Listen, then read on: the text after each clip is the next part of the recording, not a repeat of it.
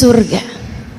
Saya ingat beberapa tahun lalu saya ada berziarah, berkunjung kepada salah satu guru saya, Habibana Zain bin Smith, Madinah. Luas, luar biasa, ibadah luar biasa. Habis selesai baca zikirnya bersama dengan kami, kisah-kisah orang-orang soleh sama anak-anaknya. Ada tamu, beliau akan temuin tamu. Yang diceritakan adalah hal-hal yang berbau ilmu, hal-hal yang bernilai ibadah, hal-hal yang mendekatkan orang pada Allah Subhanahu wa taala, mendoakan orang lain. Kemudian masuk lagi, mami kami sholat, kemudian dengarkan kami membaca Al-Quran, minta kami untuk baca beberapa hadis dari hadisnya Nabi Muhammad. Beliau kemudian menerangkannya. Dia bilang, saya kalau lagi bersama dengan ini, kalau kamu bisa hidup dengan cara seperti ini, kamu sudah akan berada dalam surga sebelum surga nantinya. Kata Allah tentang para kekasih-kekasihnya, ala inna awliya Allah la khawfun alaihim walahum yahzanun. Ketahuilah, sesungguhnya para kekasih-kekasih Allah Subhanahu wa taala la khauf alaihim, mereka enggak punya rasa takut, enggak punya walahum yahzanun, dan tidak pula bersedih hati. Kenapa begitu?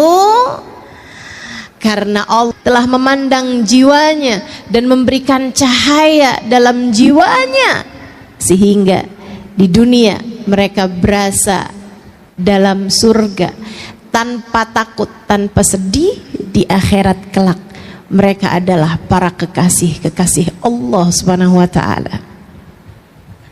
Tanggamu tinggal bersama dengan suami, ayat kursi saat masuk dalam rumah.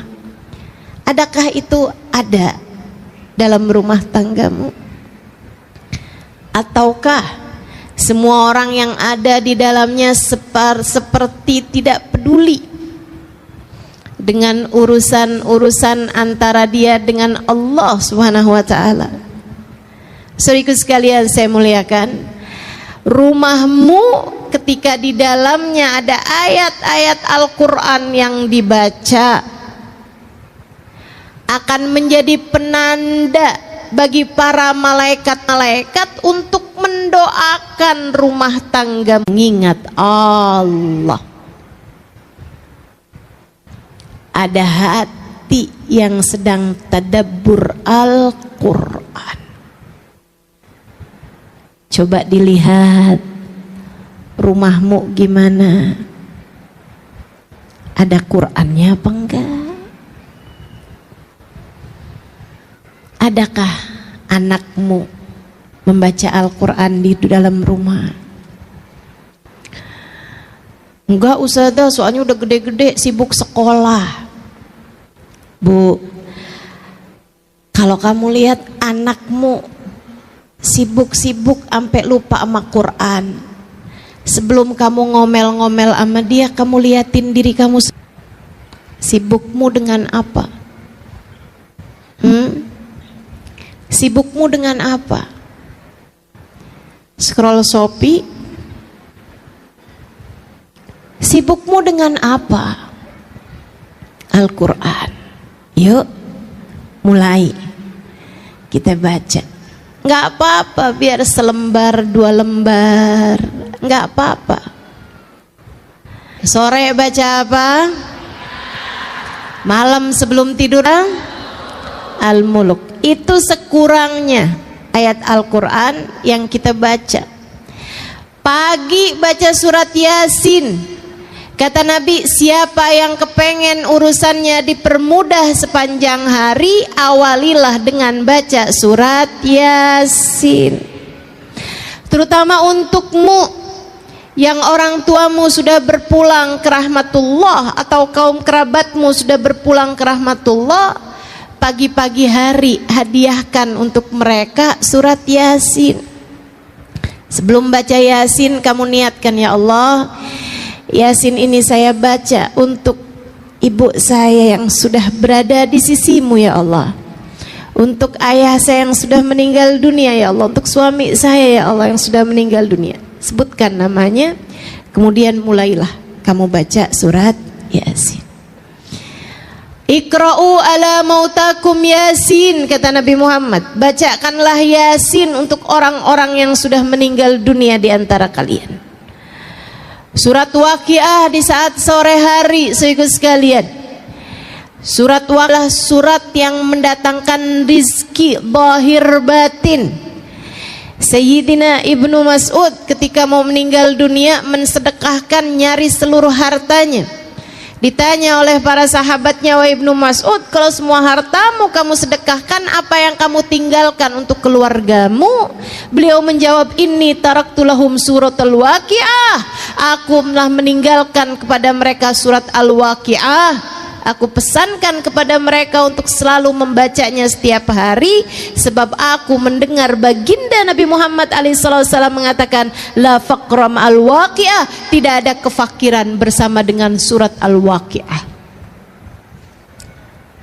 Pengen rezeki lancar zahir batin, jangan jauh-jauh dari baca surat Waqi'ah. Insya Allah. Malam sebelum tidur, boleh habis maghrib, boleh habis isya, kamu baca surat Al-Mulk, surat Tabarakal Muluk. Saudara sekalian yang saya muliakan, surat Tabarak ini pendek aja 30 ayat. Akan tetapi kata Nabi Muhammad, 30 ayat hiyal munji'ah hiyal syafi'ah min adzabil qabr. 30 ayat dia dapat menyelamatkanmu dari segala macam kubur. Biasakan untuk mengerjakan ketaatan di dalam rumah. Ajak anak-anakmu untuk melakukannya. Kasih tahu suamimu untuk dapat melakukannya. Untuk Allah turunkan rahmat sehingga dengannya kamu merasakan ada surga dalam rumah tanggamu. Ketaatan jangan tinggal. Sholat berjamaah jangan tinggal. Bu, saya ingat beberapa tahun yang lalu ketika tadi yang saya sampaikan, Habibana Zain bin Smith, guru saya di Madinah. Beliau beberapa tahun yang silam masih sering berkunjung ke Indonesia bersama dengan istri beliau yang saat ini sudah meninggal dunia, almarhumah Hubabah Maryam. Wanita bijaksana yang saya ceritakan juga di buku Bidadari Bumi yang kedua. Beliau, ibu-ibu saudaraku sekalian, dulu tuh kalau beliau datang ke Indonesia, saya kalau beliau ada di Indonesia kayak berasa ngantor sama beliau. Di pagi sampai sore gitu, sampai malam bahkan saya bersama dengan beliau. Saya menerjemahkan beliau, saya bicara dengan beliau seperti seorang anak yang sedang dididik oleh ibundanya. Alhamdulillah, rahmat Allah begitu besar buat saya. Hubah orang yang datang kepada beliau untuk semacam curhat. Kayak itu orang kalau ketemu beliau bawaan pengen curhat aja gitu. Sekarang saya tahu rasanya. Orang juga kalau ketemu saya bawaan kayak pengen curhat aja. Saya pernah telepon saya itu salah sambung. Maksudnya saya mau nelpon orang lain, ternyata kenanya orang lain. Orang yang saya salah sambung telepon itu aja curhat sama saya. Sama perempuan-perempuan yang kebanyakan menceritakan tentang rumah tangganya yang sudah seperti neraka. Bu, saya kasih tahu padamu, itu yang curhat-curhat, yang rumah tangganya berantakan, yang dalam rumah tangganya itu sudah hampir pecah karena sudah tidak ada lagi keharmonisan dalam rumah tangga, dengan segala macam keruwetan, permasalahan-permasalahannya, dari suami yang selingkuh, istri yang jatuh cinta dengan laki-laki yang lain, atau bahkan terjerumus kepada hal-hal yang dosa, atau suami yang kemudian jadi dekat dengan narkoba dan seterusnya. Permasalahan-permasalahan yang sangat banyak dalam rumah tangga membuat saya yang waktu itu baru menikah beberapa bulan jadi mikir gitu, apa nggak salah keputusan yang saya ambil ini ya. Saudara sekalian, namun subhanallah, dari setiap kali saya menerjemahkan Hubabah, karena masalahnya mereka curhat pakai bahasa Indonesia, Hubabahnya nggak ngerti bahasa Indonesia. Hubabah jawab pakai bahasa Arab, orang yang dicurhatin kagak ngerti. Jadinya mau nggak mau saya yang harus jadi penterjemahnya gitu. Saya terjemahkan kata per kata, bahkan saya terjemahkan kalimat per kalimat. Tiap Hubabah bisa saya ngomong langsung saya terjemahin, dia ngomong saya terjemahin gitu terus seperti itu. Sehingga sekalian saya muliakan, dari begitu banyak pertanyaan-pertanyaan yang ditanyakan balik oleh Hubabah, saya membuat satu kesimpulan. Ada satu pertanyaan yang selalu ditanyakan sama beliau, kalian di rumah sholat berjamaah apa enggak? Dan subhanallah, jawabannya selalu saja tidak. Hubabah tanya balik, tapi kalian sholat? Jadi rupanya yang punya banyak permasalahan dalam rumah tangga adalah orang-orang yang di dalam rumahnya tidak ada sholat berjamaah, ada taat yang ditinggalkan. Sampai ketika saya sedang berduaan dengan beliau, dengan Hubabah Maryam, saya tanya, Hubabah, apa kaitan antara sholat berjamaah sama rumah tangga gitu? Kenapa setiap orang yang dalam rumah gitu?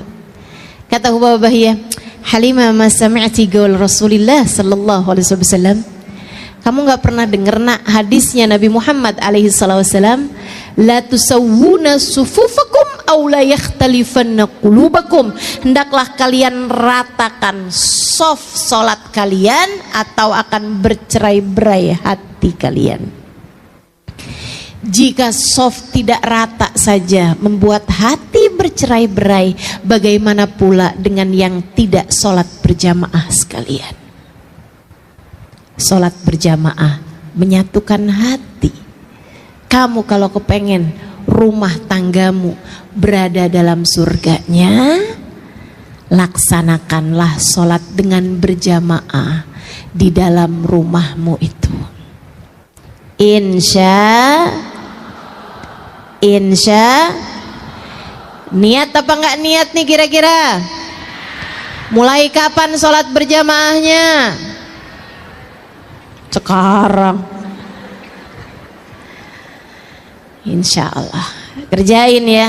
Ustazah, suami saya kerja ustazah. Nggak apa-apa, kerja, tapi di saat beliau berada dalam rumah, di saat dia sedang berada dalam rumah dan kamu juga sedang berada dalam rumah, maka kalian ngerjain sholatnya jangan masing-masing, jangan sendiri-sendiri, sholatlah dengan berjamaah. Faham? Suami saya sholatnya di masjid ustazah. Oke, tapi kan biasanya biar bagaimanapun ada masanya ketika suami harus sholat di rumah, ya kan begitu? Nah, saat dia sedang mengerjakan sholatnya di rumah, kamu sholatlah dengan berjamaah bersama dengan dia. Itu maksud saya. Insya Allah. Jangan tinggal ketaatan. Ini syarat mutlak menghadirkan surga dalam rumah tangga. Assalamualaikum warahmatullahi wabarakatuh.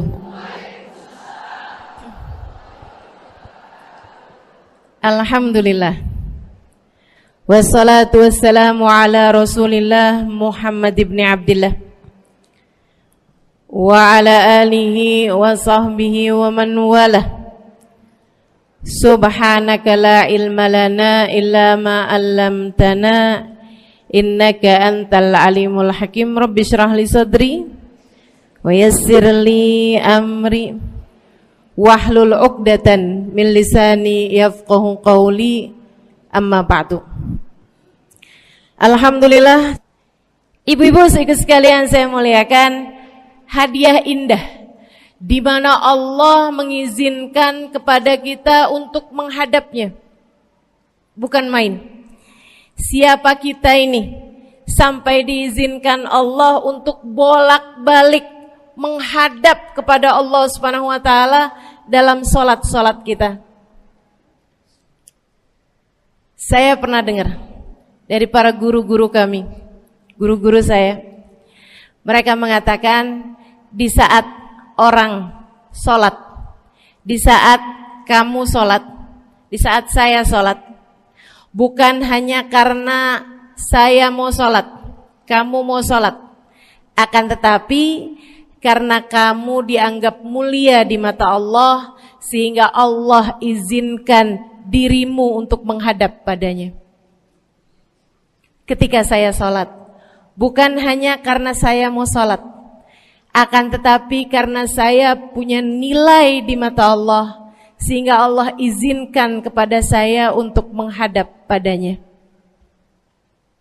Sebaliknya, ketika kamu tidak mau sholat, bukan hanya karena kamu tidak mau sholat, akan tetapi karena kamu sudah jatuh dalam pandangan Allah, terhina dalam pandangan Allah, sehingga Allah tidak lagi mengizinkan kepadamu untuk menghadap kepadanya.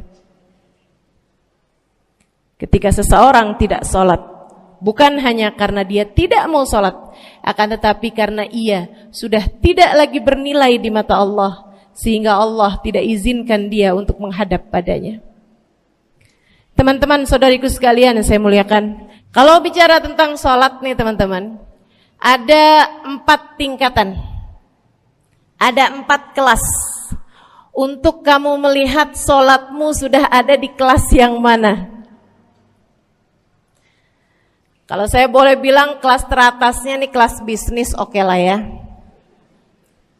Kelas bawahnya lagi kelas atasnya kelas eksklusif ya, kelas eksekutif.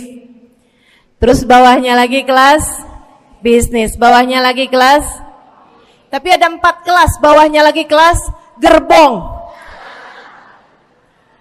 Nggak naik dalam kereta nih ya. Kelas yang paling bawah kita bahas nih, kelas gerbong nih. Kayaknya naik di atasnya nih ya, gerbongnya. Teman-teman sekalian, orang yang di saat mengerjakan sholat, dia kerjakan juga, tapi merasanya sebagai beban. Ya ampun, udah maghrib aja, baru juga asar. Ya ampun, males banget dah. Ini gak ada rusuh nih. Kita kan lagi jalan-jalan nih. Kita kan lagi belanja nih di Tanah Abang. Kita jamaah aja gimana sholatnya. Nah ini orang-orang yang menganggap sholatnya sebagai beban. Malas kalau disuruh sholat, terutamanya subuh. Terutamanya sholat subuh. Ini Allah ceritakan orang-orang yang seperti ini adalah kelompoknya orang munafik. Naudzubillah. Alladzina idza qamu ila sholati qamu kusala. Orang-orang yang kalau disuruh sholat bangun juga sih, tapi malas banget. Setan nih nemenin dia, kayak naroin batu di atas kepalanya, bikin dia berat mau ngerjain sholat. Kalau lagi tidur, ngipas-ngipasin matanya, bobo aja lagi, 5 menit lagi, 5 menit lagi, bangun-bangun udah siang. Pernah terjadi padamu?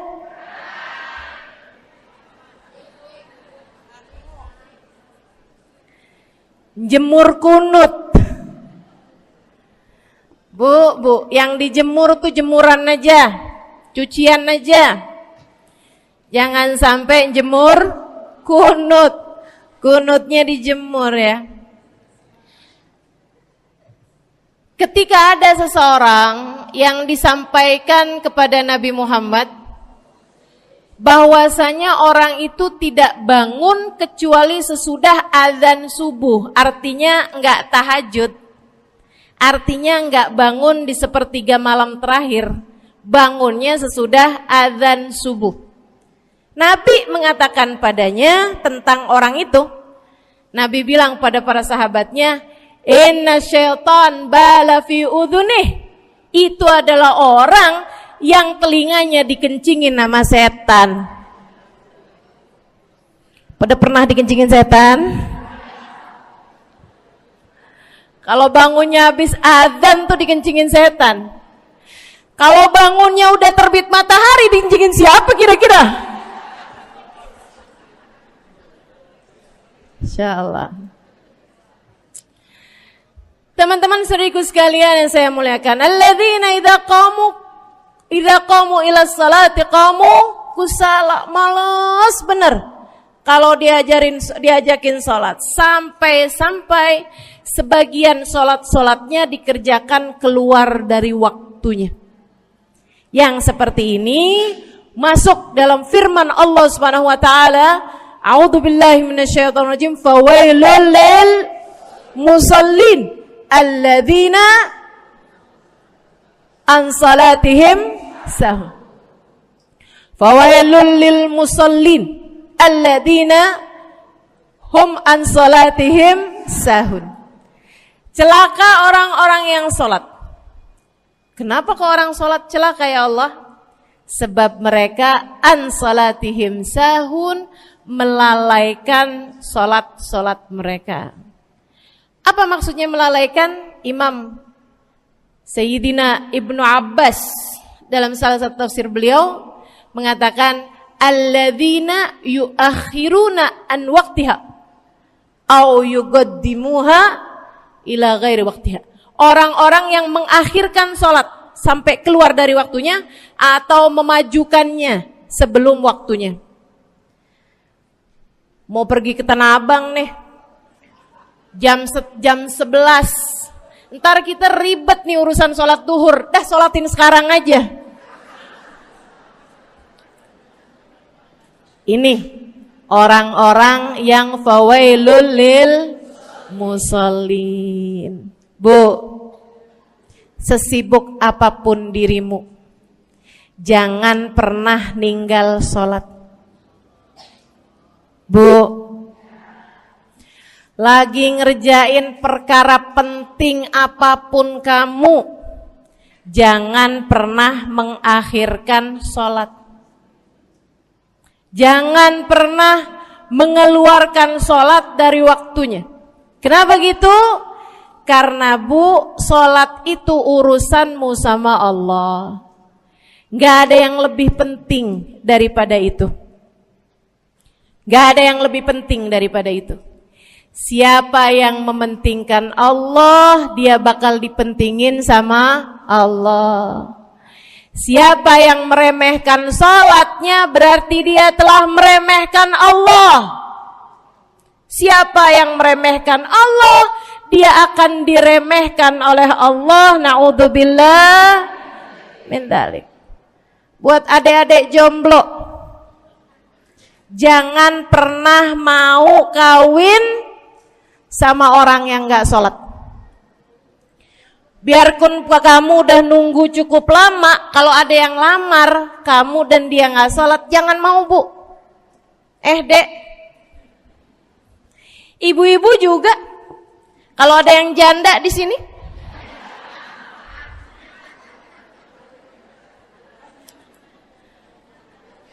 terus ada yang lamar kamu, walaupun di garasinya ada kijang,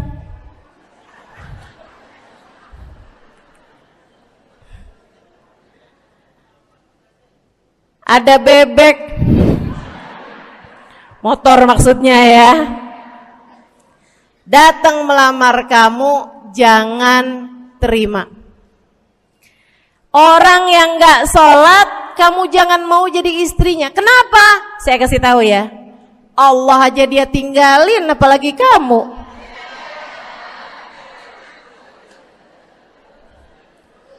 Allah aja aja dia tinggalin, siapa yang tidak berguna baginya peringatan Allah, maka tidak akan berguna baginya peringatan dari siapapun. Tapi dia mencintai saya, Ustazah. Dia mencintai saya cinta mati katanya.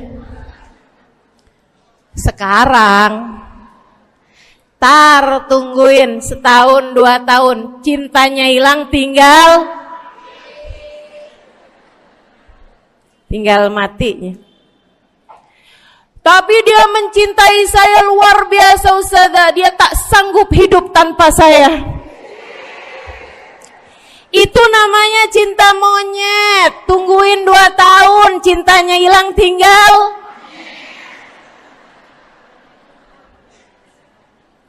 Jangan temenan sama orang gak sholat. Dia telah jatuh di mata Allah. Maka kita pun belajar buat jadi orang-orang yang terus mendaki, terus meraih rahmatnya Allah, terus belajar buat jadi salah satu orang yang dipandang dengan rahmat oleh Allah Subhanahu wa taala. Salah satunya dengan cara kita memuliakan sholat. Kita menjaga sholat. Jagain sholatnya. Jangan masuk kelompok orang yang tadi itu sholatnya menjadi beban. Ini kelompok paling bawah nih. Naik ke kelas ekonomi. Tadi begitu ya? Kelas ekonomi, orang-orang yang sholatnya menjadi sebuah kewajiban. Dia kerjain, dia tahu itu wajib, dia gak akan tinggalin. Tapi sama halnya dengan kewajiban-kewajiban yang lain. Kita nih, kalau mikirnya kewajiban, Bu, kalau gak diwajibin lagi seneng. Betul gak? Masih ada kayak beratnya gitu, ngerjain sholat. Orang yang sholatnya dianggap sebagai kewajiban. Kayak anak-anak sekolah tuh. Wajib pakai seragam, wajib ngerjain PR. Kalau 1 hari, besok enggak wajib pakai seragam. Ada nggak ya pakai seragam? Nggak ada. Nggak ada yang besoknya dipakai seragam. Terus tanyain, kenapa kamu tetap pakai seragam? Abisnya saya suka sama seragamnya. Nggak ada. Karena mereka menganggap pakai seragamnya adalah kewajiban. Sekolahnya sebagai kewajiban. Jadi giliran besok libur anak-anak, hore gitu. Ada orang-orang yang sholatnya dianggap sebagai kewajiban. Nggak ada yang nambah kalau kewajiban tuh. Sholat sunnah boro-boro. Sholat wajib aja kalau bisa dibikin sesingkat mungkin akan dilaksanakan dengan cara yang sesingkat-singkatnya.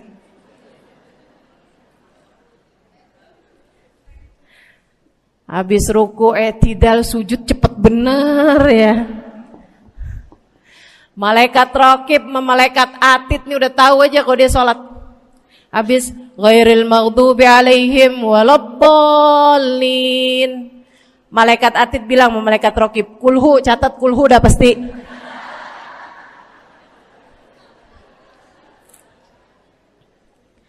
Kulhu aja gak kelar-kelar.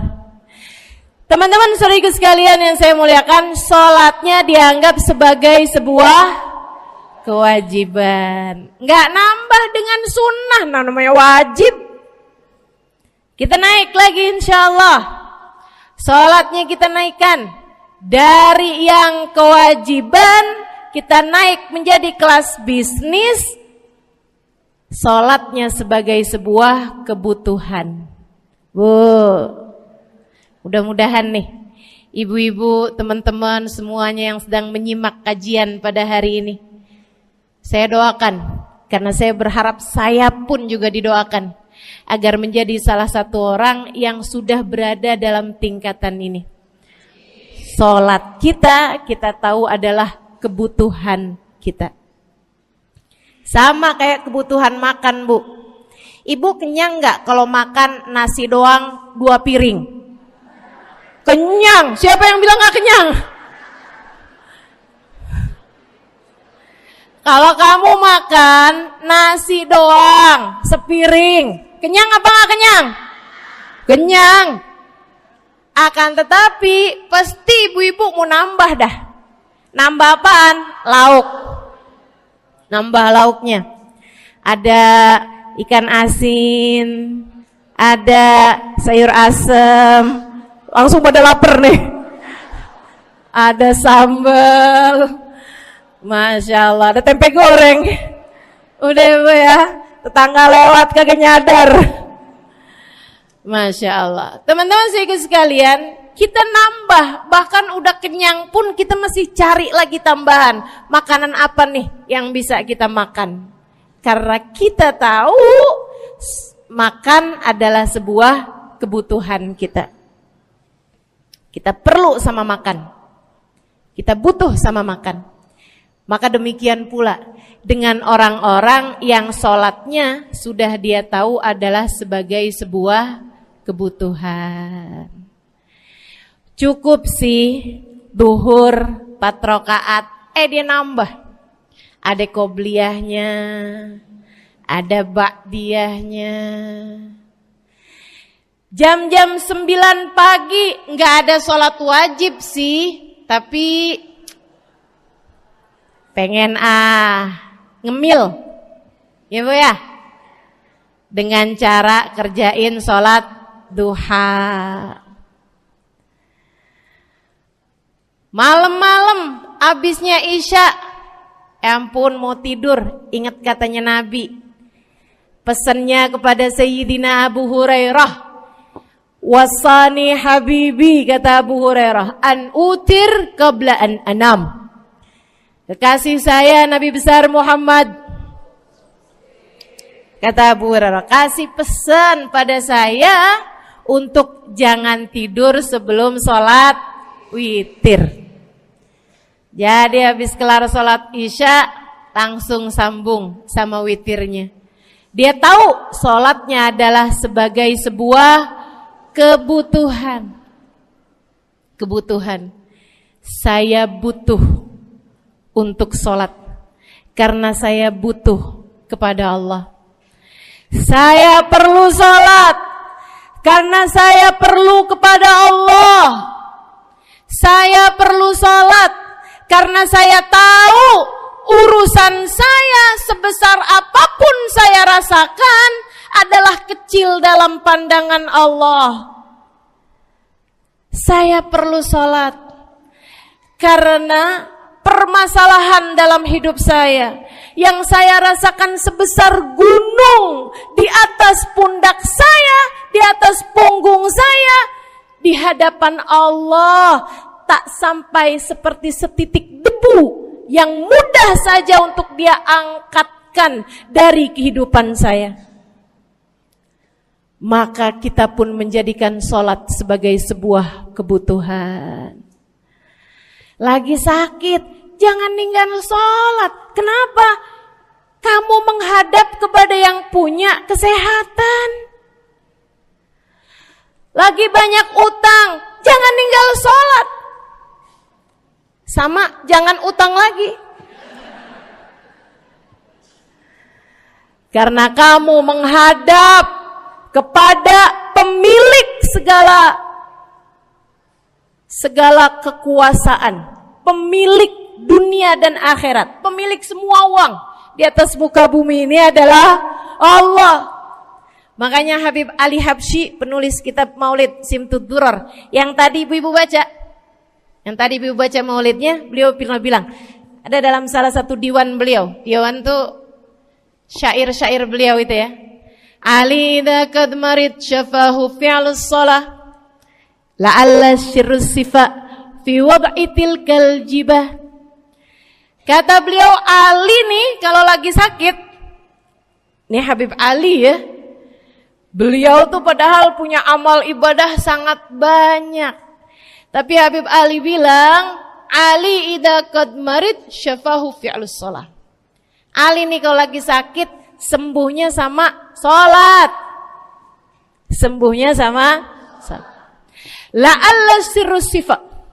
Rasa-rasanya memang Allah letakkan rahasia kesembuhan ada pada fi wad'i tilkal jibah, terletakkannya jabhah kita, dahi kita di tempat sujud. Di sana semua permasalahan-permasalahan dalam hidupmu menjadi ringan. Saat kamu meletakkan dahimu di tempat sujud, kamu berbisik lirih kepada Allah, akan tetapi suaramu didengar sama yang punya arsy. Akan tetapi suara bisikanmu didengar segenap malaikat-malaikat yang ada di atas langit. Kemudian mereka mendoakanmu sehingga Allah mengatakan wasjud waqtarib, sujudlah kamu. Posisi sujudmu itu waqtarib akan membuatmu menjadi dekat dengan Allah Subhanahu wa taala. Sujudlah dan mendekatlah kepadaku, kata Allah. Agrab ma yakunul 'abd min rabbih fahuwa sajid, kata Nabi Muhammad. Fa'akthiru fihi du'a faqamin an yustajabulah. Tempat terdekat seorang hamba dengan Tuhannya adalah saat dia sedang sujud. Maka perbanyaklah doa dalam sujudmu, kata Nabi Muhammad. Doamu sangat mungkin diijabah oleh Allah. Apalagi kalau doanya kamu haturkan di sepertiga malam yang terakhir. Saat-saat di mana kebanyakan manusia di sekelilingmu yang lalai berada dalam tidurnya, berada dalam alam mimpinya. Para ulama tuh sampai bilang, Bu, dari kehususannya sepertiga malam yang terakhir, orang yang ngerjain maksiat aja sepertiga malam yang terakhir tuh tidur. Ibu gak pernah tahu orang-orang pulang diskotik jam berapa? Gak tahu ya, sama. Tapi Bu, yang pasti mereka tuh sepertiga malam yang terakhir malah pada pulang, malah pada tidur gitu. Orang maksiat aja itu sama Allah dibuat tidur tuh di jam-jam yang biasanya turun rahmatnya Allah. Allah mau milih nih mana nih hamba-hambaku, pilihan-pilihanku akan aku bangunkan untuk menghadapku. Kemudian Allah Subhanahu wa taala bertanya, hal min mustaghfirin, hal min taib, hal min talibi hajatin faunilahul matalib. Siapa nih di antara kalian yang lagi mohon doa, minta pertolongan, mohon ampunan, akan aku beri, kata Allah Subhanahu wa taala, sebab kalian meminta pada waktu yang paling aku suka. Kalau punya hajat minta. Kapan mintanya? Dalam sujud. Kapan sujudnya? Dalam sholatmu di sepertiga malam yang terakhir. Bu, ngelihat muka-mukanya pada punya hajat banyak-banyak nih. Gimana tahajudnya? Mudah-mudahan Allah jadikan kita salah satu di antara mereka yang menyibukkan diri di sepertiga malam yang terakhir, insyaallah. Sampai-sampai Bu ya, saya tinggal lama di kota Hadramut dulu. Orang-orang di Hadramut, orang awamnya, itu kalau mereka punya anak kecil umur 1 tahun, 2 tahun, 3 tahun tuh, punya anak bayi, balita gitu. Kalau mereka bangun di sepertiga malam yang terakhir, mereka akan membangunkan anak-anaknya walaupun buat main. Alasannya 2. Yang pertama, agar mereka terbiasa bangun di jam-jam segitu. Nantinya kalau besarnya mereka jadi udah kebiasaan bangun di jam segitu, gampang ngerjain tahajud. Alasan yang kedua, ibu-ibu sekalian, agar anugerah, karunia, rahmat, pemberian Allah yang Allah turunkan di sepertiga malam yang terakhir, anak-anak mereka pun berhak untuk mendapatkannya karena mereka tidak sedang dalam keadaan tidur dan dalam keadaan berjaga. Kan kebalik orang kita. Anak-anak kita, cucu-cucu kita kalau bangun jam segitu kita tidurin lagi, masih malam. Mama masih ngantuk, nak. Masya Allah. Ibu, saya punya ibunya guru saya. Saya punya guru salah satunya dan yang tercinta di hati saya, Sayyidil Habib Umar bin Hafid. Guru saya. Beliau punya ibu namanya Hubabah Zahra. Almarhumah, baru meninggal masa-masa deket pandemi. Ya Bu ya, baru aja beberapa tahun silam meninggalnya. Itu ibu-ibu sekalian punya anak kalau nggak salah 12. Kalau nggak salah 12 anak beliau. Laki-laki 5. Kalau saya nggak salah ya, mohon maaf kalau saya salah. Kemudian yang perempuan 7. Semuanya soleh-solehah. Semuanya Bu, jadi orang-orang yang luar biasa, yang terutamanya anak yang pertama yaitu Habib Ali Masyhur jadi mufti pada zamannya di Kota Tarim. Sampai wafatnya beliau masih sebagai mufti. Mufti itu Bu, permasalahannya umat semuanya ada di meja beliau untuk beliau selesaikan. Anak yang laki-laki yang paling kecil, Habib Umar bin Hafid, menjadi kita tahu semuanya ya, orang soleh, ulama, waliullah. Ibu-ibu sekalian, kita mau tahu nih, anak-anak soleh-solehah semacam itu ibunya kayak gimana gitu. Karena Bu, mohon maaf. Walaupun memang Nabi Nuh, nabinya udah soleh, anaknya nggak soleh. Kan begitu ya? Ada juga sih, tapi secara mayoritasnya Bu, buah jatuhnya tak jauh dari emaknya begitu, anaknya kurang lebih begitu. Anaknya begitu, emaknya biar kita nggak lihat gitu udah bisa ngebayangin kayak apa orangnya.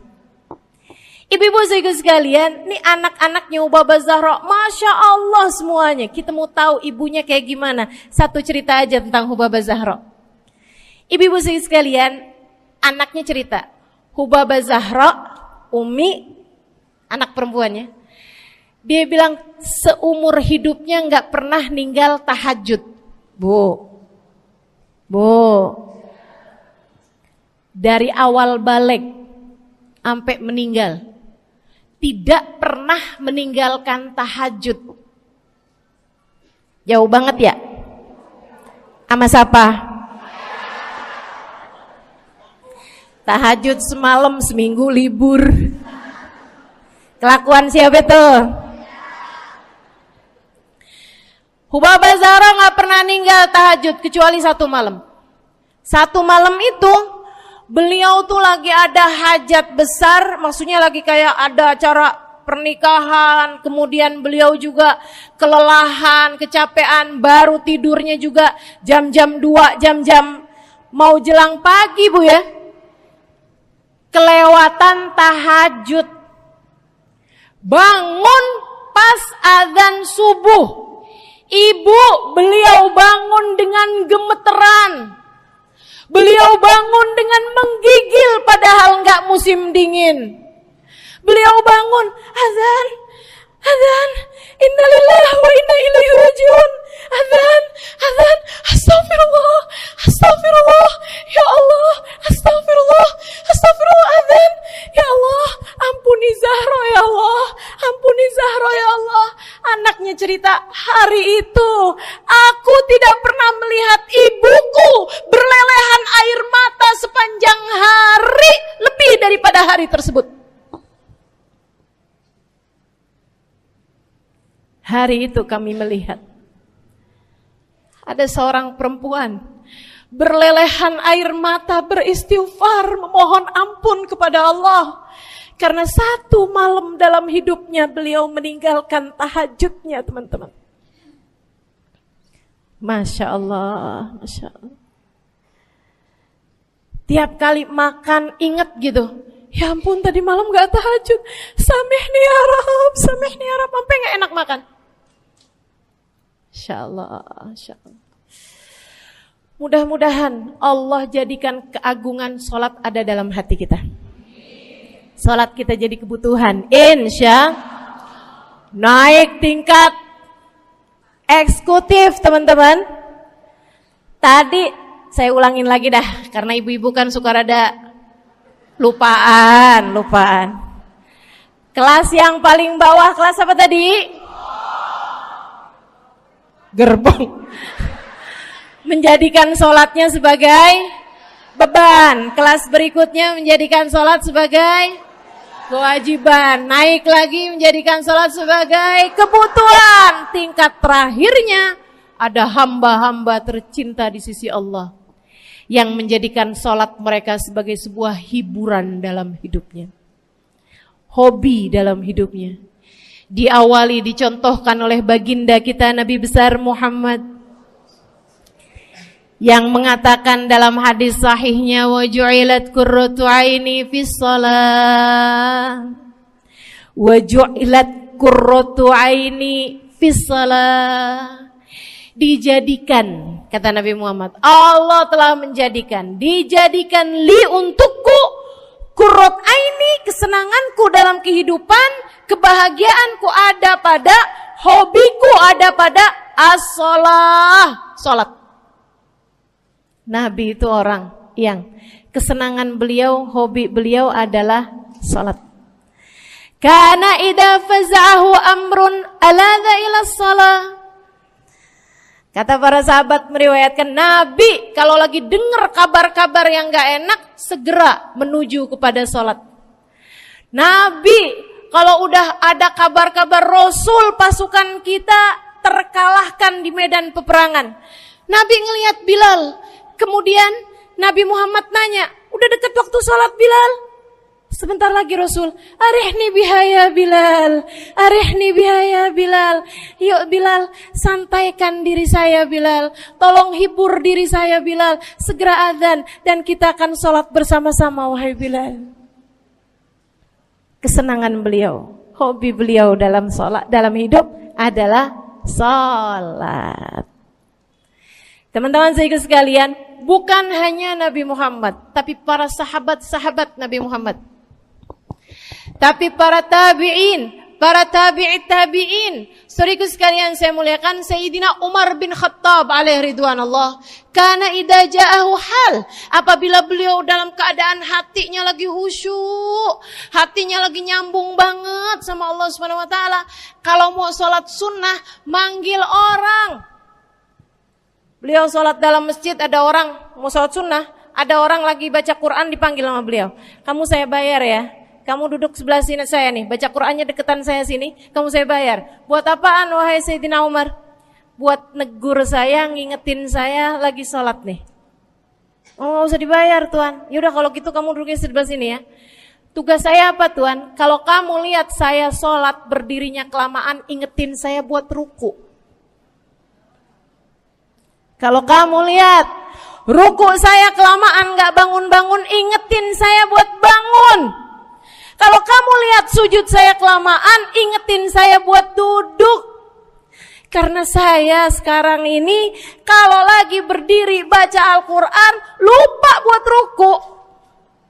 Dari nikmatnya bacaan Quran beliau.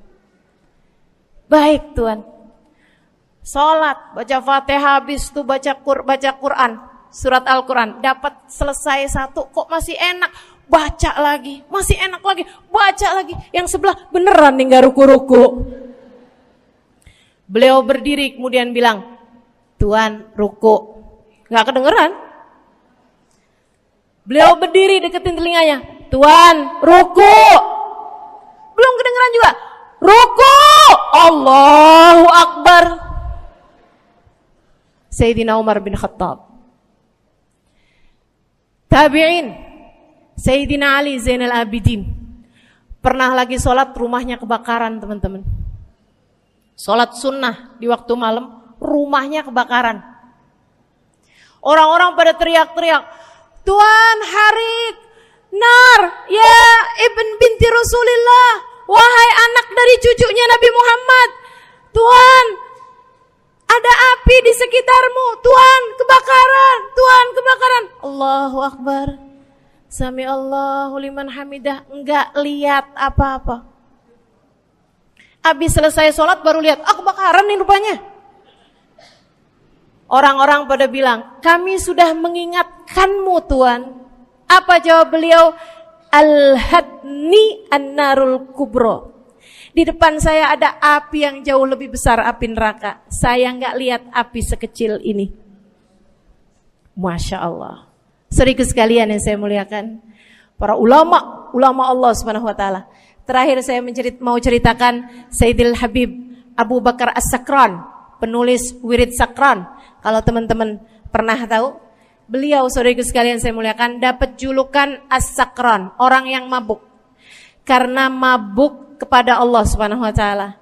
Beliau pernah satu waktu kena penyakit di punggungnya. Beliau kemudian tanya sama dokter, kata dokter, wah ini nih penyakit mesti diangkat, mesti dioperasi. Ya udahlah, operasiin saya. Disuguhin 1 gelas khamr di waktu yang telah ditetapkan untuk jadi waktu operasi. Apa ini? Khamr, minuman keras. Zaman itu belum ada obat bius. Dia bilang, ini buat apa?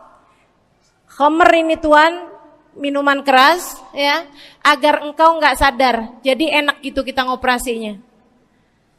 Dia bilang, saya mau dengan kesehatan saya kepengen ngerjain taat kepada Allah, saya nggak mau. Saya dapetin kesehatan saya dengan cara mengerjakan yang diharamkan Allah, yaitu minuman keras. Saya nggak perlu ini. Waduh, kalau gitu nggak bisa dioperasi Tuhan. Kenapa soalnya? Ya nanti kan kesakitan, nanti susah operasinya gitu. Oh gampang. Kalau kalian pengen bikin saya nggak sadar, nggak perlu minuman keras. Terus gimana? Operasikan kalau saya sedang sholat. Maka mulailah dokter-dokter udah pada siap. Beliau lagi sholat sunnah ya Bu ya. Allahu Akbar gitu. Mulai dokter buka baju belakangnya. Mulai Bu digunting kulitnya, digergaji tulangnya. Beliau Bu mukanya meringis saja enggak. Beliau ruku, dokternya ikutan nungging. Beliau sujud, dokternya ikutan menunduk juga. Beliau sholat nikmat banget. Sampai beliau selesai dari sholat, beliau nanya sama dokter-dokternya, kenapa gak nurut tadi tuh waktu saya sholat mestinya operasi. Kata dokter, udah selesai Bib dari tadi. Masya Allah. Radiyallahu ta'ala anhum wardahum. Ini bukan kelas-kelas kita. Saya cuma ceritain aja sama ibu-ibu. Bukan berarti ibu-ibu nanti pas waktu sakit bilang sama dokter-dokter gak usah dibius. Beda hati Bu, beda hati. Ya Bu ya, beda iman, beda semuanya kita sama mereka. Yang pasti, makanya saya kan yang ini gak doa nih. Pas yang kebutuhan tuh baru saya doa. Kenapa? Karena kayaknya tingkatan kita dah Bu ya. Mentok dah, sampai kebutuhan itu dah. Insyaallah, mudah-mudahan Allah jadikan kita orang yang menjaga salat insyaallah. Rabbi jalni muqimas shalah wa min dzurriyyati amin. Rabbi jalni muqimas shalah wa min dzurriyyati amin. Rabbi jalna muqimis shalah wa min dzurriyyatina rabbana wa taqabbal du'a. Ala hadhihi niyyah bi kunniyah salihah ila hadratin nabi al-fatihah. Syaitanir rajim. Bismillahirrahmanirrahim. Alhamdulillahirabbil alamin. Ar-Rahmanir-Rahim Maliki Yaumiddin. Iyyaka na'budu wa iyyaka nasta'in. Ihdinas siratal mustaqim, siratal ladzina an'amta 'alaihim, ghairil maghdubi 'alaihim waladdallin. Amin. Taqabbalallahu minna wa minkum, taqabbal ya karim. Sama-sama kita hormati, kita sayangi segenap keluarga besar dari Majelis Ta'lim Raudhatul Aliyah di bawah pimpinan Ibu Ayu Komaladewi. Kita doakan semoga beliau beserta segenap keluarganya senantiasa dalam limpahan rahmat ridha Allah Subhanahu wa taala. Juga kita doakan Ustazah Nabilah Al-Haddad sebagai pengasuh di majelis ta'lim ini, sebagai pimpinan di majelis ta'lim ini, Bu Ayu dan Ustazah Nabilah sekeluarga semuanya insyaallah senantiasa dalam pandangan kasih sayang Allah SWT.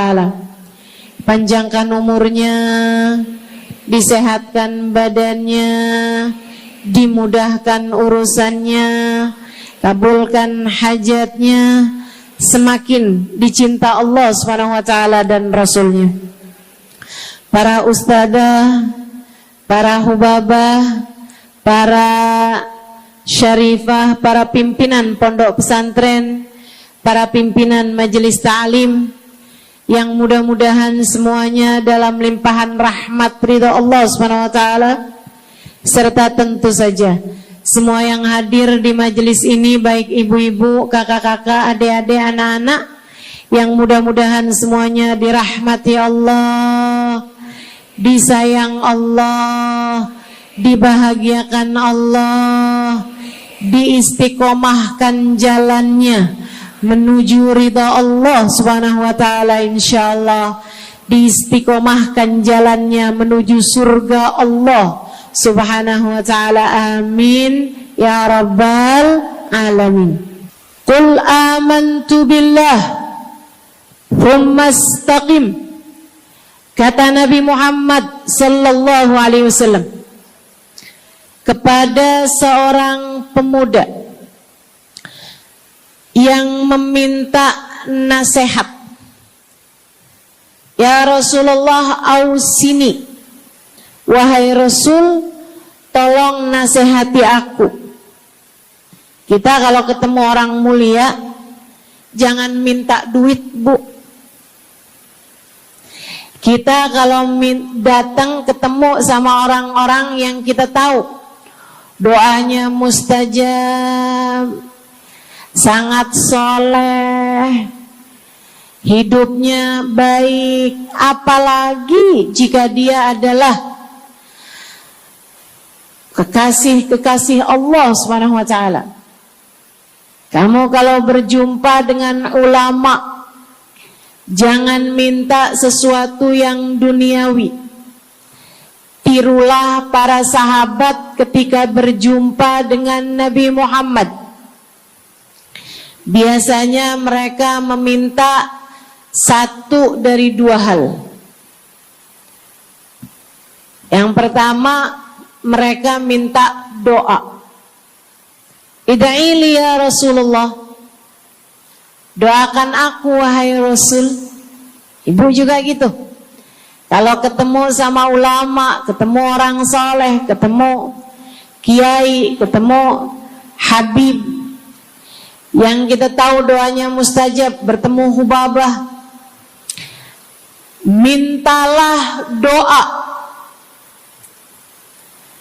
Tapi jangan hanya sekedar urusan doa duniawi, Bu. Doa duniawi itu yang gimana, Ustazah? Doa yang kalau diijabah nggak akan manfaat begitu kamu masuk dalam alam kubur. Itu namanya doa duniawi. Ustazah, doakan saya biar saya cepat kebeli rumah. Bu, kalau mati rumahnya dibawa gak? Ustazah, doakan saya kepengen beli HP baru. Dibawa gak HP-nya? Enggak. Itu namanya doa duniawi. Ustazah, doakan biar suami saya tambah cinta.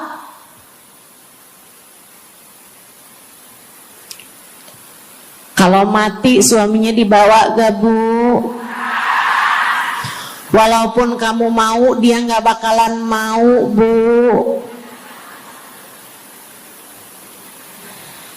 Sesuatu yang sifatnya duniawi. Ustazah, doakan biar anak saya soleh. Duniawi apa bukan? Bukan. Sebab kesolehan anak akan jadi tambahan bekal bagimu ketika kamu masuk dalam alam kubur. Jadi nggak boleh nih ustazah doa urusan duniawi atau minta didoakan urusan-urusan duniawi. Boleh, tapi jangan cuma itu. Nanti takutnya kamu nyesel. Kalau selama di dunia kamu doanya hanya untuk urusan dunia, takutnya begitu masuk dalam kuburan sudah tidak ada lagi doa yang akan Allah ijabah untukmu ketika kamu ada dalam alam kubur nanti. Sayang. Jadi kalau doa, prioritaskan urusan akhirat.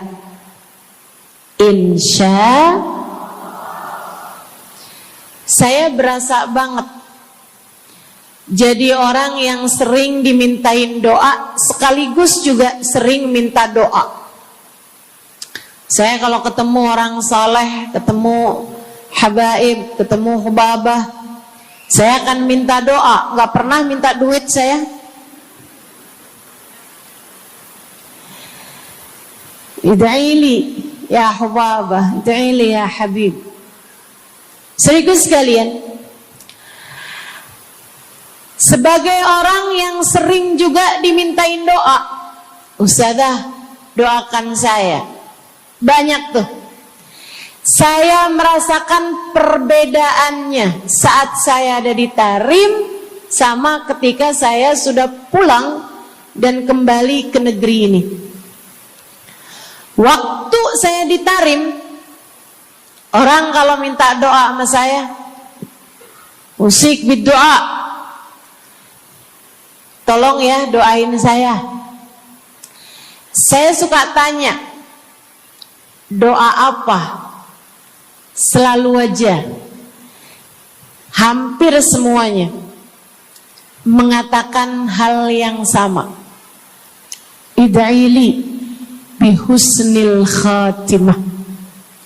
Doakan saya biar husnul khatimah.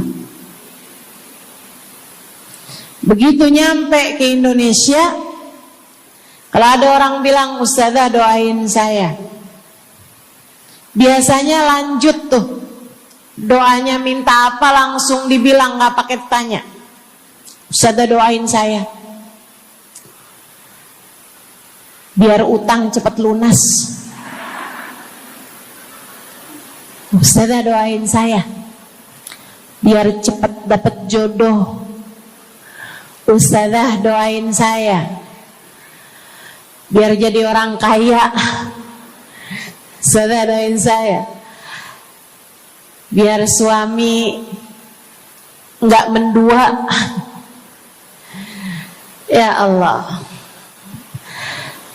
ternyata kebanyakan orang kita kalau minta doa seringnya urusan duniawi.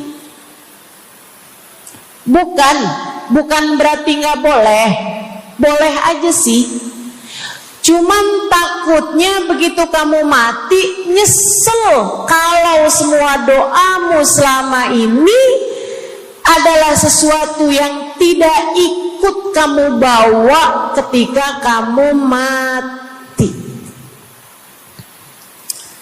Kalau kita lihat para sahabat ketika mereka berjumpa dengan Nabi Muhammad, selalu saja banyak di antara mereka yang minta doa. Nabi pernah tanya, doanya apa? Macem-macem jawaban para sahabat. Ada yang begini, Harithah menjawab, Ida'ili an yarzuqani Allah asyhada fi sabilih. Rasul, doakan saya biar saya dikaruniai mati syahid di jalan Allah. Ada lagi yang lain doanya, ya Rasulullah, id'ili an yarzuqani Allah murafaqatan bika ya Rasulullah. Doakan biar saya nanti di masa sesudah kematian saya, di masa akhirat nanti bisa mendampingimu wahai Rasulullah, bisa berjumpa denganmu wahai Rasul, bisa ada dalam rombonganmu wahai Rasulullah.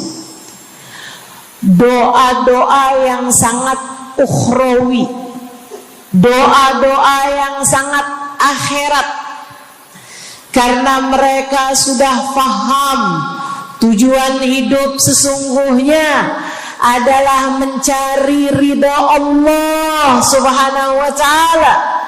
Tujuan hidup sesungguhnya adalah bergerak menuju surga Allah Subhanahu wa ta'ala.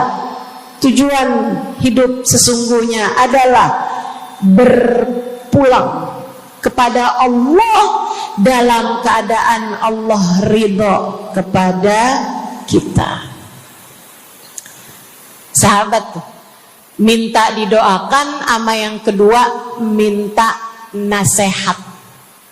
Kita juga nyontoh kalau ketemu orang soleh, kalau ketemu ulama, kalau ketemu habaib, ketemu kiai, ketemu bunyai, ketemu hubabah, ketemu ustadzah, ketemu ustadz, minta nasihat.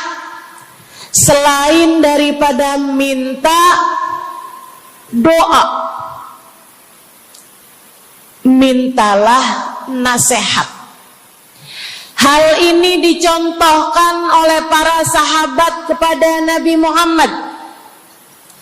Datang seorang pemuda berjumpa Nabi Muhammad sallallahu alaihi wasallam. Kemudian bertanya, "Ya Rasulullah, ausini." Wahai Rasulullah, berikanlah nasihat kepadaku ini. Nabi Muhammad tersenyum, senang, bangga, karena mengerti bahwa umatnya faham apa yang harus diminta dari nabinya. Nabi berkata kepadanya, "Qul amantu billah tsumma istaqim." Kata Nabi Muhammad, ucapkanlah, aku beriman kepada Allah, kemudian istiqomahlah kamu di jalan Allah. Nasihat Nabi Muhammad buat pemuda tersebut, nasihat Nabi Muhammad buat pemuda-pemuda umatnya sepanjang zaman. Nasihat Nabi Muhammad buat umatnya, baik yang muda maupun yang tua, baik laki-laki maupun perempuan, baik yang pintar maupun yang kurang pintar. Semua umatnya dinasehati sama Nabi Muhammad. Karenanya akan saya sampaikan hal ini kepadamu hari ini. Quli, ucapkanlah, amantu billah, aku beriman kepada Allah. Tsumma istaqimi, kemudian istiqomahlah kamu, wahai saudariku, di jalan Allah. Katakanlah, aku beriman kepada Allah, kemudian istiqomahlah. Istiqomahlah.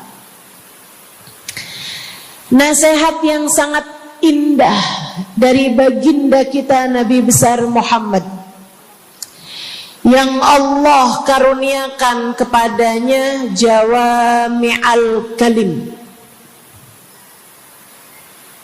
dapat selalu berbicara dengan kata-kata yang ringkas tapi padat. Nabi itu ucapannya ringkas tapi padat. Nggak kayak saya, Bu, udahlah panjang dan ya, mudah-mudahan Allah jadikan ucapan-ucapan kita jadi kalimat-kalimat yang akan membawa kita menuju surga. Jadi ucapan-ucapan yang akan bawa kita menuju ridha Allah Subhanahu wa taala. Ibu-ibu, kita sama-sama belajar biar kalau ngomong itu enggak panjang-panjang, akan tetapi bermutu, berkualitas. Terutama Bu, ibu kalau ngomong sama anak-anak ibu, kadang-kadang panjang bener. Padahal itu aja, anak sampai hafal. Iya mah, katanya gitu. Betul gitu? Nabi kalau ngomong pendek aja tapi penuh makna. Nabi kalau bicara seringkali nggak panjang-panjang tapi sangat berarti. Satu hadis beliau saja bisa disyarahkan, diberi keterangan, hingga bahkan berkitab-kitab banyaknya. Ibu-ibu sekalian, salah satu dari ucapan ringkasnya Nabi Muhammad, amantu billah, kata Nabi, qul amantu billah tsumma istaqim, ucapkanlah aku beriman kepada Allah, kemudian istiqomahlah di jalan Allah. Apa itu istiqomah? Lurus, jangan belok-belok. Lurus, jalan terus.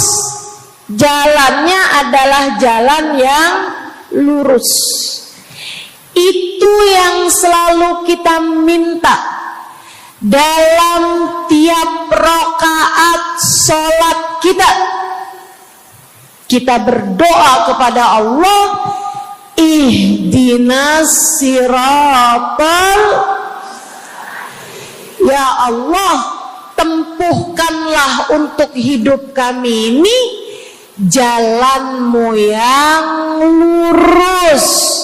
Sama kayak kamu lagi bilang, ya Allah, karuniakanlah dalam kehidupan kami keistiqomahan di jalanmu ya Allah. Kamu selalu minta istiqomah 17 kali sekurangnya tiap hari. Betapa sangat pentingnya istiqomah ini, saudaraku sekalian. Berada dalam jalan yang lurus. Saya mau bahas jalan lurus yang dimaksud ini apa aja. Satu, kamu harus lurus imannya. Amantu billah, aku beriman kepada Allah. Kata Nabi Muhammad sallallahu alaihi wasallam, qul amantu billah, ucapkanlah aku beriman kepada Allah. Maka istiqomah tersebut yang nomor satu adalah dalam urusan keimanan. Bu,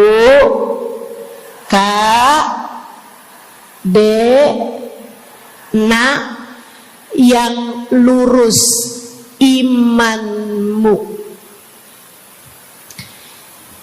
Iman yang lurus tuh yang gimana Ustazah? Iman yang lurus adalah memahami 2 kalimat syahadat yang menjadi pintu gerbang keimananmu. Orang kalau masuk Islam, dia jadi orang yang beriman, dia mengucapkan kalimat syahadat. Apa itu? La ilaha illallah. Yang pertama. Yang kedua, Muhammad Rasulullah. Tidak ada Tuhan selain Allah. Itu harus kamu miliki dalam hatimu secara lurus, istiqomah. Gak ada Tuhan selain Allah. Jangan hari ini Tuhannya Allah, besoknya Tuhannya duit. Apapun aja yang disuruh sama duit, yang ada duitnya, yang haram-haram pun diterjang. Lah kenapa begitu? Saudaraku sekalian, qul amantu billah, ucapkan aku beriman kepada Allah, aku faham arti la ilaha illallah. Tidak ada Tuhan selain Allah. Tidak ada yang mengatur kehidupan selain Allah. Tidak ada yang memberi rezeki selain Allah. Maka berimanlah kepada Allah. Kalau ada istri bilang sama suaminya, kalau kamu nanti pulang bawa duit, ahlan wa sahlan, selamat datang. Tapi kalau kamu pulang nanti nggak bawa duit, silakan tidur di luar.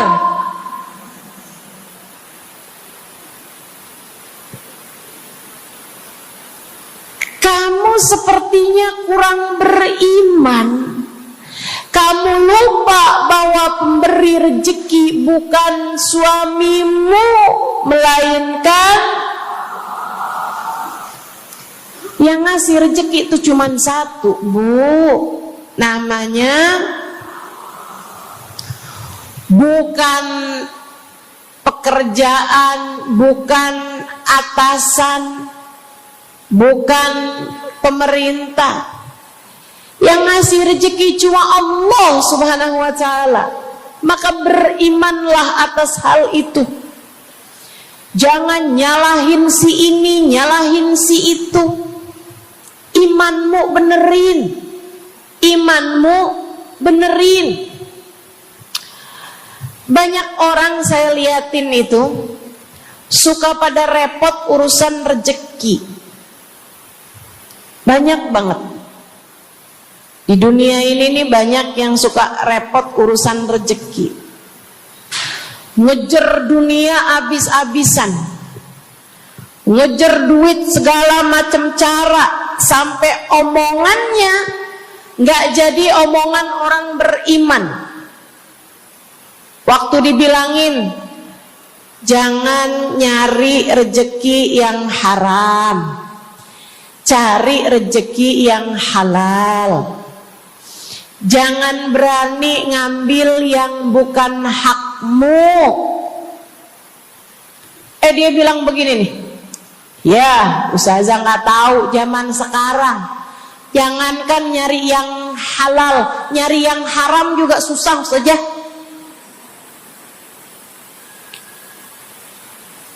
Itu omongan orang nggak beriman. kamu mesti ngerti dulu. Kalau yang kamu minta adalah urusan rezeki, dengerin. Kalau yang kamu minta urusan rezeki, kamu harus datang kepada alamatnya. Yang sering kali membuat kamu setengah mati urusan rezekimu, sampai mau-maunya menghinakan diri, minta-minta sama orang, berharap dari orang. Seorang ibu berharap dari anaknya, seorang istri berharap dari suaminya. Saudariku sekalian, yang seringkali membuat kamu tersiksa urusan rezeki adalah karena kamu salah alamat. Kamu salah alamat.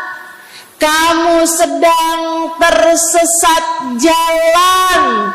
Kamu sedang salah arah. Makanya jadinya kemana-mana kamu nggak nemu. Orang alamatnya aja salah. Ini kalau kamu mau ke Kubah Mas, tapi kamu perginya ke Taman Mini, nyampe apa nggak nyampe? Dapat apa enggak majelisnya? Nggak dapat. Kenapa? Salah alamat. Yang dicari Kubah Mas, kamu perginya ke Keong Mas.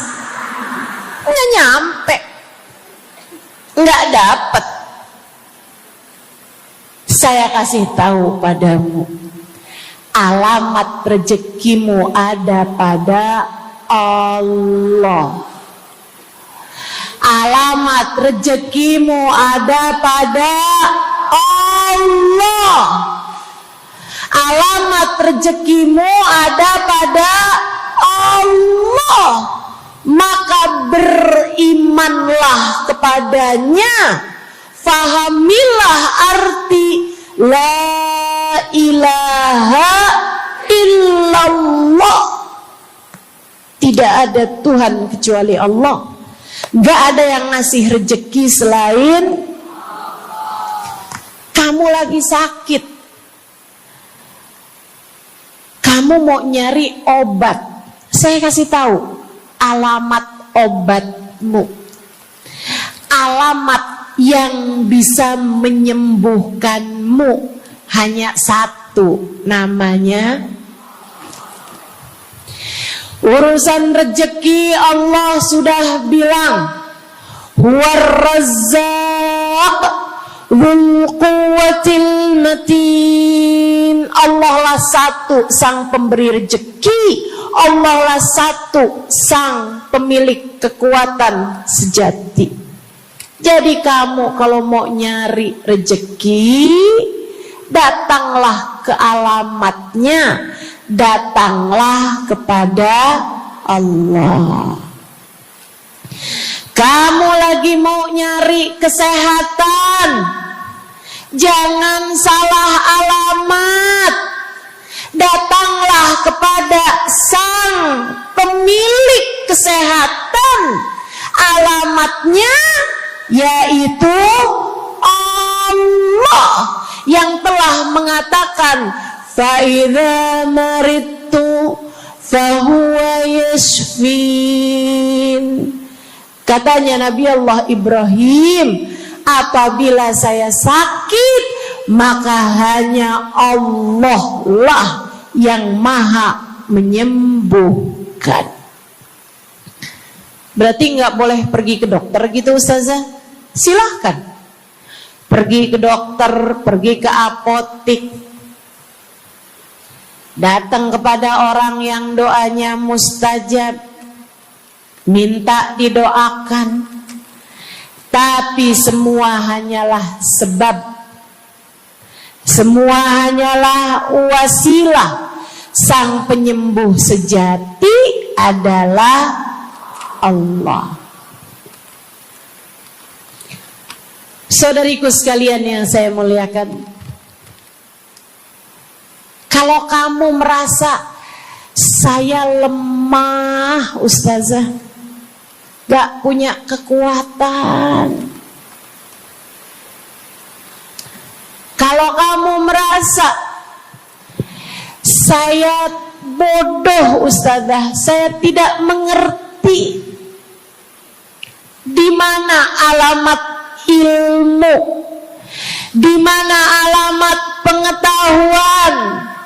Bu, Kak, Nak, anak-anak nih yang masih lagi belajar di pondok pesantren, yang masih lagi belajar di mana-mana, saya kasih tahu padamu, alamat ilmu ada pada Zat yang Maha Satu, namanya Allamal insana malam ya'lam. Allah lah yang mengajari manusia apa yang tidak dia ketahui. Pengen dapat ilmu, datanglah kepada Allah. Pengen punya kekuatan, datanglah kepada Allah. Saya udah tua ustazah, saya janda pula ustazah, saya nggak punya kekuatan ya ustazah. Kekuatanmu hanya ada pada Zat yang Maha Satu, Allah Subhanahu wa Ta'ala.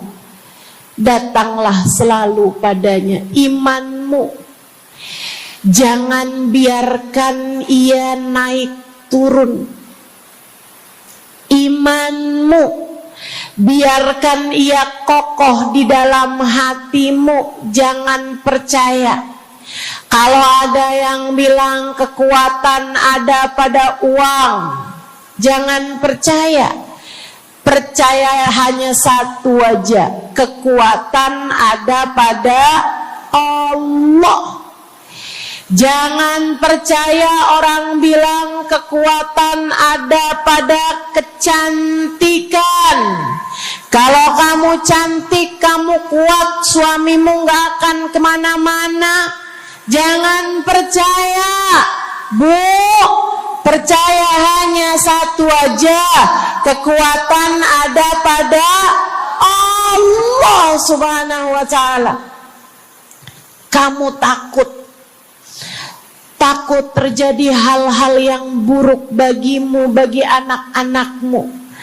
Kamu kepengen ada yang jaga. Ibu, gak usah pusing-pusing mau nyari bodyguard, gak usah pusing-pusing mau sewa security, pengamanan. Sebab sang pemberi keamanan hanya satu, namanya Wallahu ya'simuka minan nas. Hanya Allah satu yang dapat menjagamu dari kejahatan manusia. Qul a'udzu birabbin nas. Katakanlah, aku berlindung kepada sang penjaga manusia, sang pemelihara manusia, sang pengasuh manusia, Allah Subhanahu wa Ta'ala. Berimanlah padanya, istiqomahlah. Bu, gak ada yang bisa bikin orang meninggal selain Allah. Gak ada. Tapi dia ditabrak orang ustazah. Kalau gak ditabrak dia gak bakalan mati. Kamu kebalik.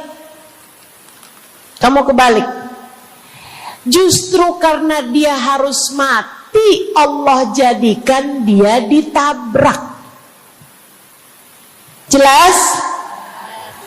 Ini imannya mesti yang benar nih. Jangan kamu kira ini ada dokter malpraktek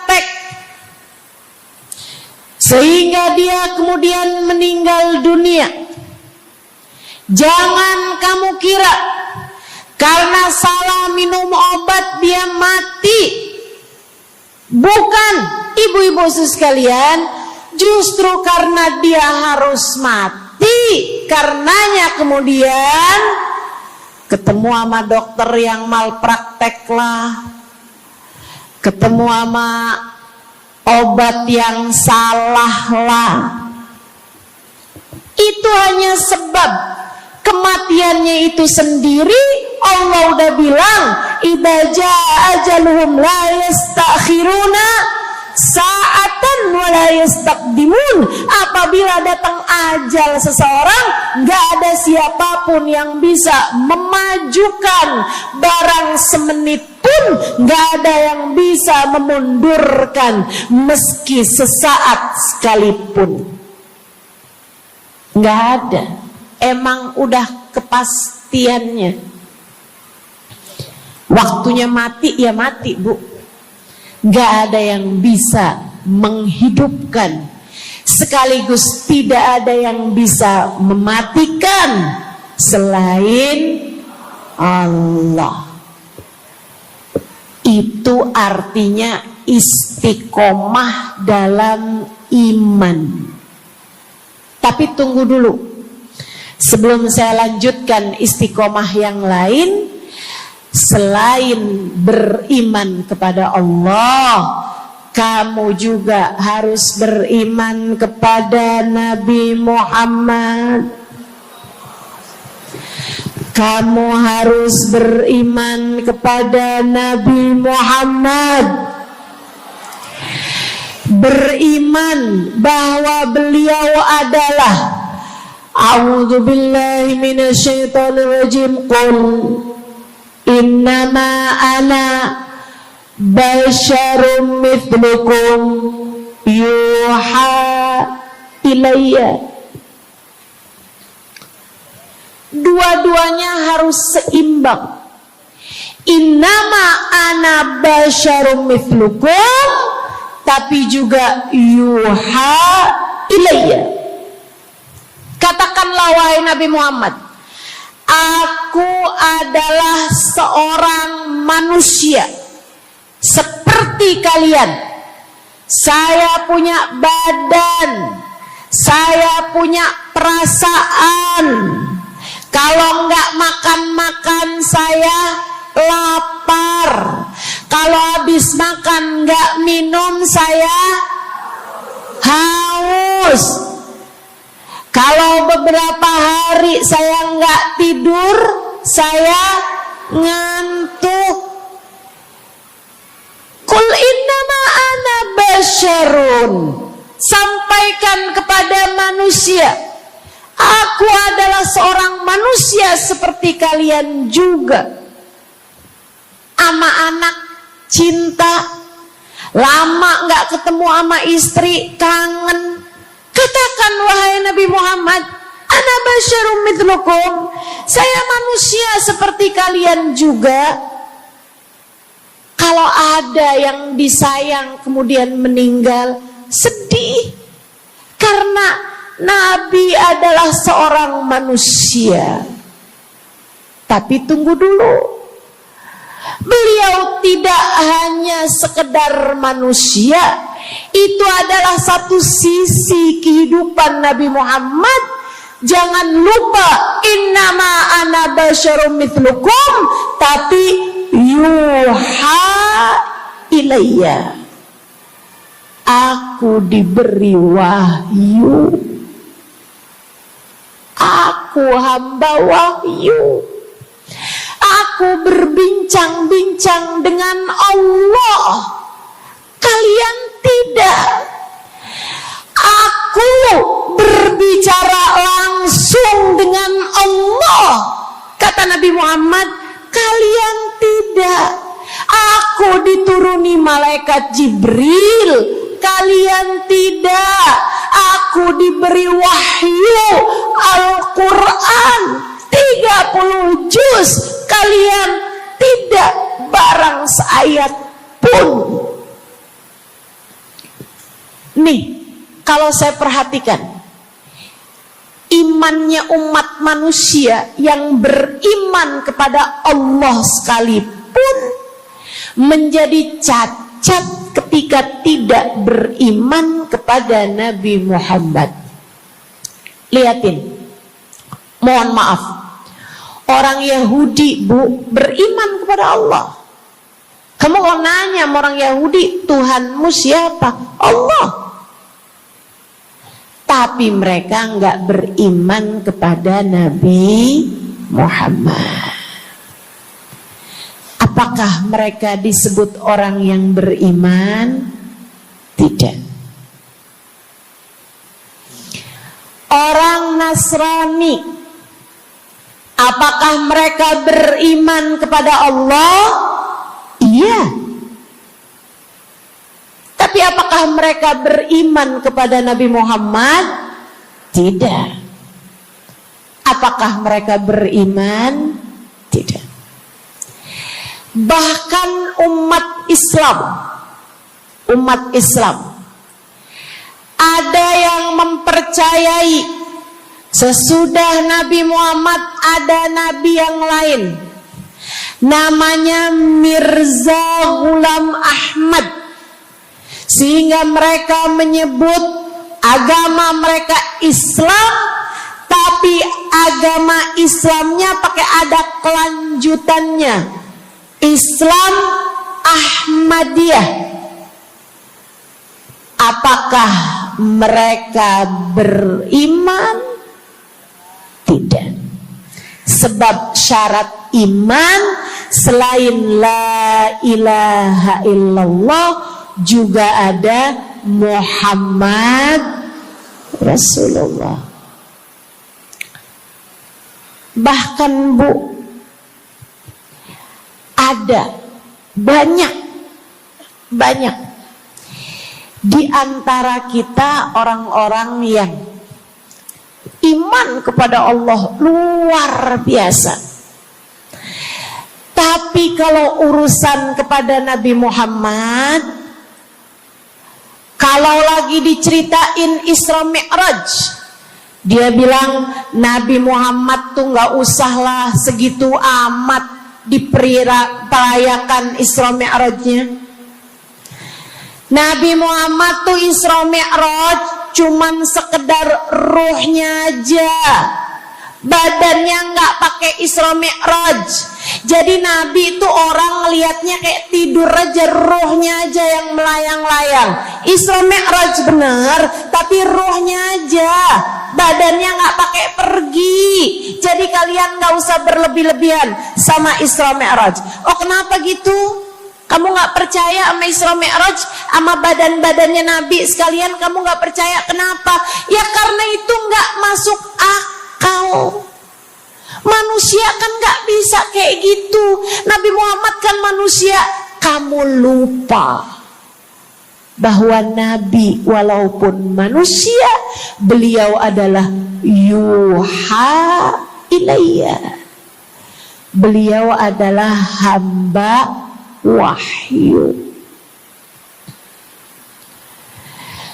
Ketika diceritakan tentang mukjizatnya Nabi Muhammad yang bisa memperbanyak makanan, bahkan ada ghazal, ada rusa yang berbicara dengan Nabi Muhammad, ada unta yang sujud kepada Nabi Muhammad, ada pohon yang datang kepada Nabi Muhammad dengan mencabut akarnya, kemudian berjalan dengan akarnya menuju Nabi Muhammad. Ketika dipanggil, kemudian sujud pohon tersebut kepada Nabi Muhammad sallallahu alaihi wasallam dan bertanya, "Mengapa engkau memanggilku wahai Nabi?" Dia nggak percaya, nggak masuk di akal. Itu hanyalah dongeng. Kita bilang tapi hadisnya sahih, riwayat riwayatnya Ibnu Mas'ud yang menceritakan hal itu, hingga bahkan Sahibul Burdah menuliskannya. Katanya Sahibul Burdah Imamul Busiri, ja'at lidakwatihil asjaru sajibatan tamshi ilaihi ala saqin bila qadami. Datang ketika dipanggil sama Nabi Muhammad pepohonan. Mereka datang dengan, mereka berjalan dengan akar-akar mereka, kemudian sujud di hadapan Nabi Muhammad. Ini tentang iman. Mereka nggak percaya. Mereka ngakunya paling beriman. Mereka ngakunya paling lurus imannya. Tapi kenapa kalau mengenai Nabi Muhammad kamu menjadi timpang? Ketika melihat orang ramai-ramai bersolawat kepada Nabi Muhammad, mereka kegerahan. Ketika melihat orang-orang ramai datang ke majelis-majelis maulid, merayakan, bergembira atas lahirnya Nabi Muhammad, mereka kegerahan sampai mereka bikin GAM. Apaan tuh? Gerakan anti maulid. Oh, ada lagi mereka menyebut diri mereka GAS. Apaan tuh? Saya tanya. Gerakan anti solawat lah. Kenapa kamu kegerahan sama Nabi Muhammad? Hah? Kenapa kamu ngerasa kayak takut banget umat begitu cinta sama Nabi Muhammad? Ada apa denganmu?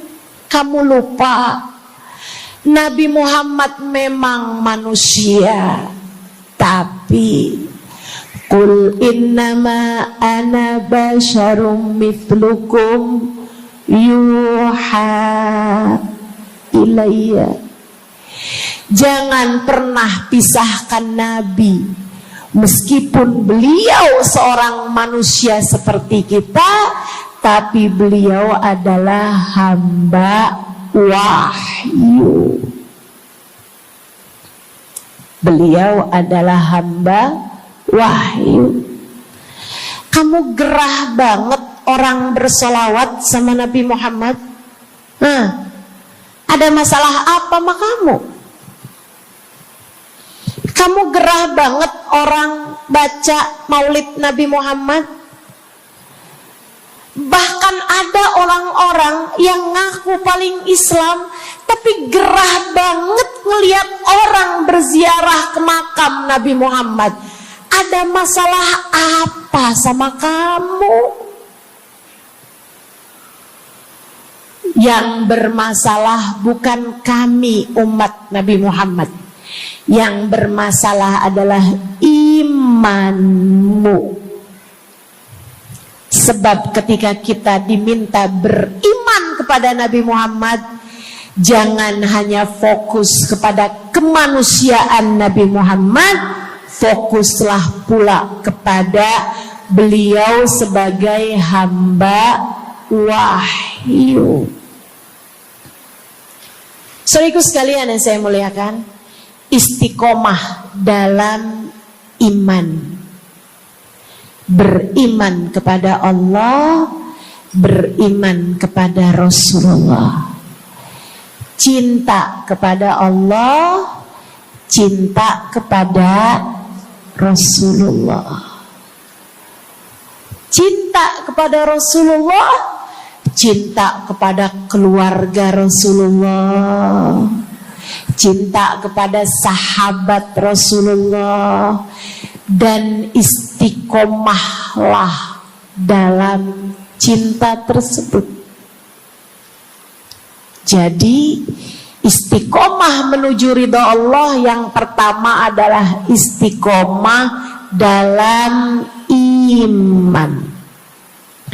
Yang kedua, istiqomah dalam Bu, Kak, istiqomah dalam taat. Kamu disuruh sholat.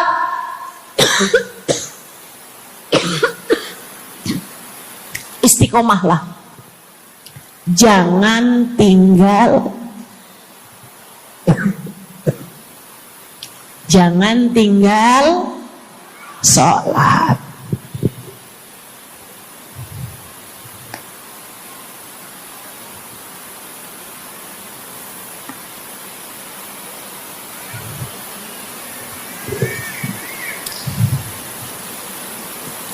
Kamu diperintah buat puasa Ramadan. Jangan tinggal puasa. Yang kemarin puasanya bolong karena menstruasi, karena haid,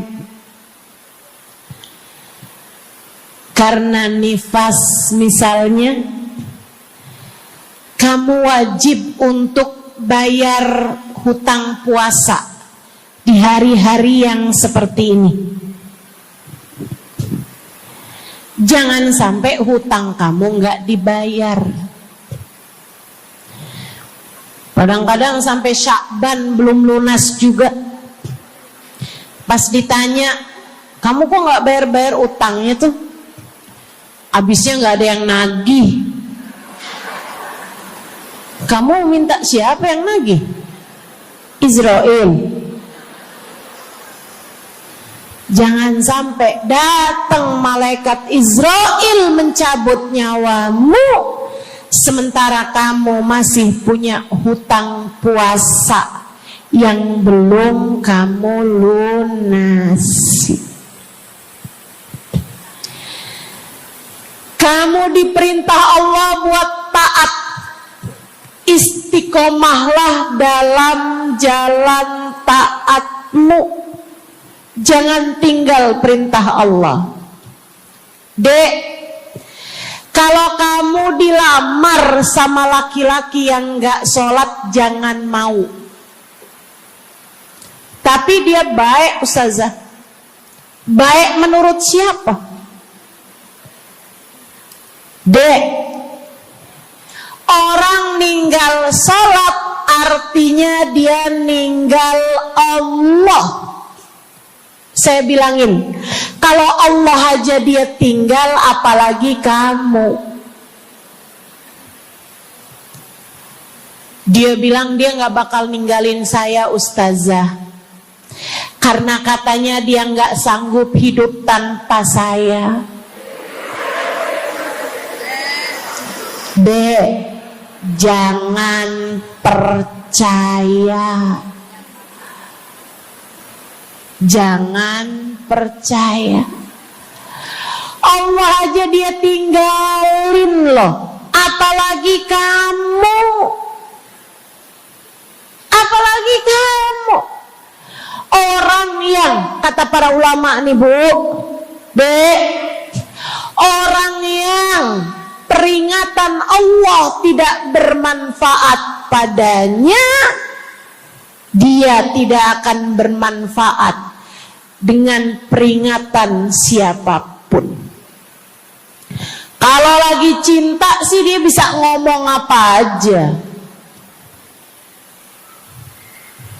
Tapi percayalah, yang bisa ninggal Allah, dia bisa ninggal siapapun. Istiqomahlah di jalan Allah. Istiqomah di jalan Allah. Jangan berani ninggal Allah. Jangan berani ninggal salat. Jangan berani ninggal ibadah. Kenapa gitu Ustazah?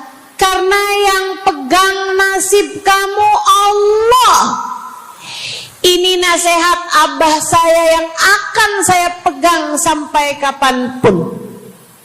Abah saya pernah pulang-pulang dari kerjanya, dia cerita, Abah tadi ketemu nok sama orang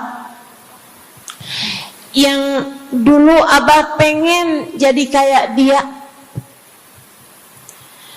Dia itu dulu waktu zaman Abah muda, Abah kepengen kayak dia. Ganteng, kaya, sehat, orang tuanya kaya, dia bisa sekolah. Abah kepengen sekolah, gak ada biayanya. Abah harus bantu orang tua buat nyari nafkah, sehingga akhirnya putus sekolah. SD aja gak tamat, kata Abah saya. Serius kalian? Kata Abah kepengen banget jadi kayak dia itu waktu zaman Abah muda. Tadi Abah ketemu sama dia di trotoar. Abah kaget ngelihat dia. Kenapa, Bah?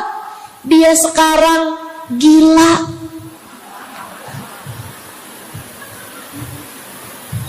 Jadi orang gila di trotoar. Abah pas liatin mukanya kayak kenal nih. Abah saya bilang subhanallah. Nak, Abah kasih nasihat sama saya, Bu. Zaman saya SD, biar gini-gini saya pernah SD loh, Bu. Abah saya bilang, nak, ternyata hidup yang paling penting nasib. Dan ingat, nak, nasib adanya di tangan Allah. Maka kalau kamu kepengen nasib kamu bagus, jangan pernah tinggal Allah. Itu nasihat Abah saya. Saya pegang terus sampai dengan sekarang. Kamu dalam hidup yang penting nasib. Yang paling penting buat anak-anak kamu dalam hidup mereka adalah nasib. Ibu, nasib. Bukan ilmu, bukan harta, bukan sehat, bukan. Yang paling penting dalam hidup anakmu adalah nasib. Bukan cakep. Kamu nak dalam hidup harus cakep, nak. Nanti nak, kalau zaman-zaman akhir nanti ada cara buat mempercantik diri. Pakai nak, operasi plastik, ayo nak. Filler lah, tarik benang lah, semua kerjain nak. Yang penting dalam hidup cantik. Kamu jangan sampai kayak mamah kamu ini, nak. Bapak kamu buka cabang di mana-mana. Bukan. Yang paling penting bagi anakmu di hidup mereka di dunia sebelum kelak di akhirat nanti adalah nasib. Saya kasih tahu, yang paling penting adalah nasib. Dan nasib itu adanya dalam genggaman. Maka kalau kamu kepengen nasibmu bagus, kalau kamu kepengen nasib anakmu bagus, jangan tinggal Allah. Urusanmu dengan Allah yang bagus. Perintah-perintah Allah jangan ditinggal. Larangan-larangan Allah jangan diterjang. Jelas? Yang di belakang jelas? Saya ingat, Bu, saya punya guru namanya Hubabah Bahiyah. Saya kalau jumpa sama beliau, saya selalu minta doa. Saya ceritakan tuh di buku Bidadari Bumi yang pertama. Beliau sangat enggan mendoakan orang lain. Kalau dimintain buat doa tuh beliau jarang-jarang mau doain. Beliau selalu bilang, doa aja sendiri, kata beliau begitu. Bukan karena beliau pelit, doa yang gratis pun gak mau gitu, bukan. Melainkan karena beliau sangat tawadhu